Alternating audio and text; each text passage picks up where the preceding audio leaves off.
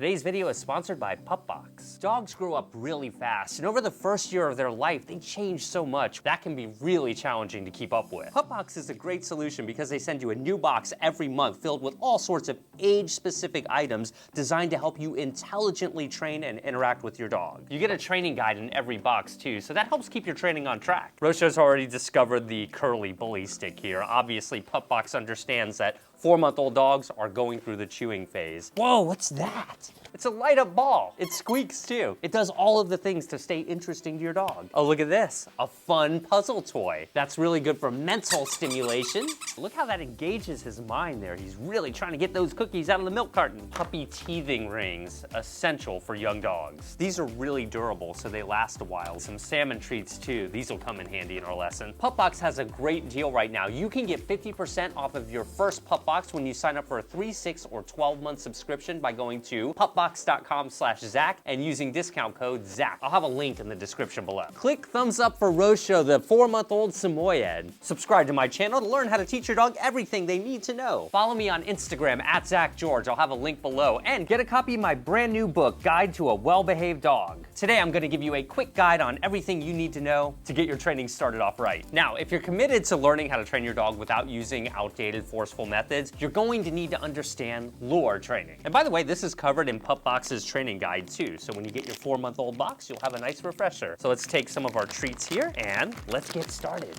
With lure training, you really want to keep that treat nice and close to their nose and their mouth. And look, see how his head goes that way or that way? This now puts me in a position to really lure him into a specific physical position here. We're gonna try and go into a sit.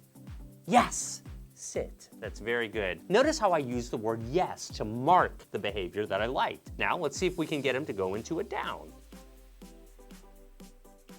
Yes, down. So I'm telling him yes, and I'm also telling him the word of the action he's doing. And as you can see, I'm moving that treat very slowly. I emphasize that because most beginner trainers tend to lure way too fast, which causes a disconnect. And now I'm gonna see if I can lure him back into an up. Real slow, look at that. And you might notice that's still one treat, by the way, that I've been using. I've just been releasing tiny bits of that treat this whole time. See, and I'm letting him lick on it right there, really keep him interested. So you don't need to use big treats. In fact, you should be using very small treats of a really high value reward. So in this case, I'm using salmon treats from my PupBox. Once your dog is really following the lure, now if we say sit, you see that? So I didn't have to lure him quite as much there. That's very good. And for down, rather than focusing on the lure, yes, down. Did you see how that was kind of like a hybrid lure and a hand signal? That's kind of what you have to do in the beginning to phase out that lure so you don't have to hold a treat at their mouth every time. So we're gradually turning that lure into a hand signal over time. Now this can take several days of training, but that's a rough draft of what it should start to look like. Lure training is not only good for things like sit and lie down, but you can teach some fun tricks which are great for mental stimulation there. Look at that, roll over and a roll over. That was cute. Good job. And these are more than just teaching your dog cute tricks and behaviors. By teaching your dog things like this, you'll be able to ask for alternative behaviors when they're doing something you don't like jumping on you, barking, or running away. When a dog is going through the teething stage, it's not just about giving them alternative things to chew, but it's also about showing them the proper way to use their mouth. Since dogs don't have hands, this is how they explore the world. So getting them to use their mouth in different ways and chew at different levels of force is very important. So it's okay to bite hard on this bully stick, for example, and it's okay to bite vigorously when you're playing tug of war with a toy. But when it comes to my arms and my hands, you can't bite those hard at all. So when your dog starts to nip at you and bite you, as 4-month-old dogs inevitably will do, it's important to redirect their attention off of you and onto something that's acceptable so they learn, oh, I can't bite you hard, but I can bite this hard. All right, so we've covered some basic training and how to manage his teething, but I think we should go out back and practice his leash training and come when called. Those are essential skills for all puppies. Rosha isn't the best on leash right now, but look, he's still very young. You can understand that.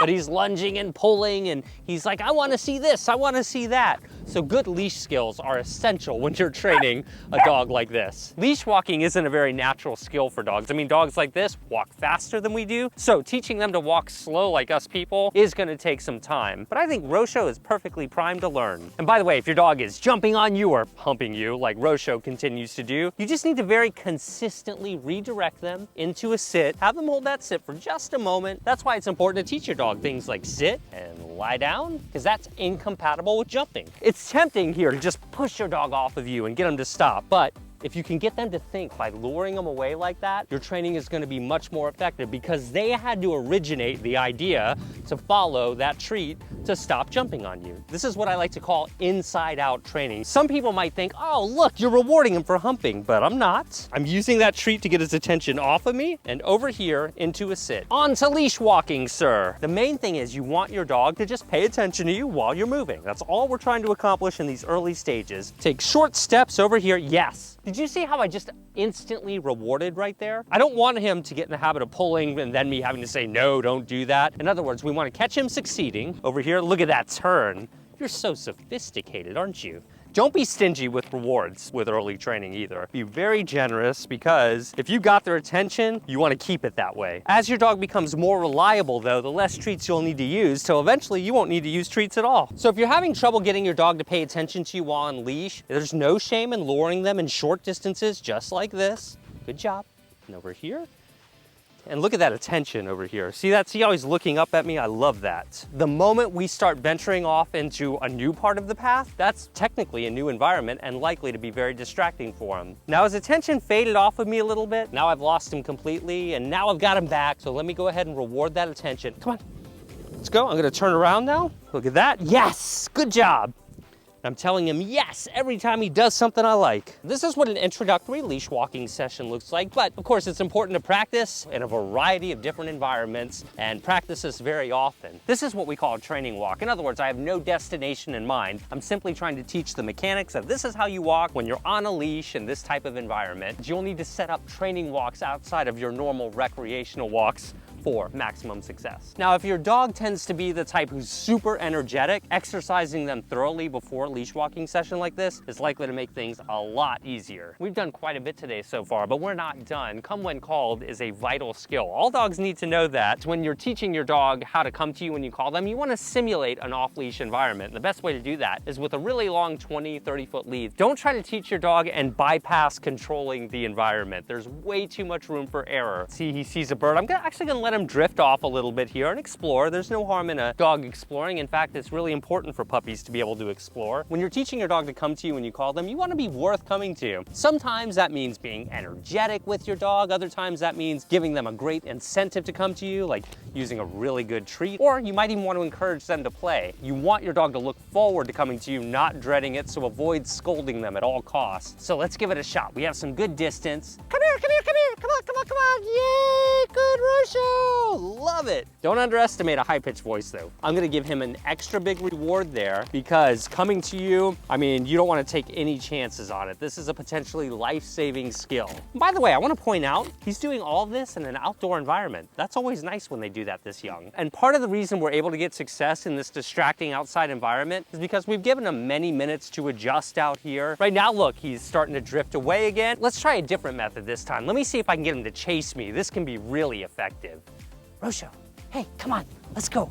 Come on, yes! Good job. Dogs really like chasing, and if you've ever tried to chase down a puppy or a dog, you know they like to run from you. But the secret is, dogs don't really care who's doing the chasing as long as they're playing in the game. They don't mind if they're on offense or defense. He's distracted by a butterfly. See how he's trying to chase that butterfly down? So his coordination isn't very good, fortunately for the butterfly. So let me see if I can get him to come to me while he's distracted. Rosho! Rosho! He's way too distracted. Rosho, come here, come here. There we go.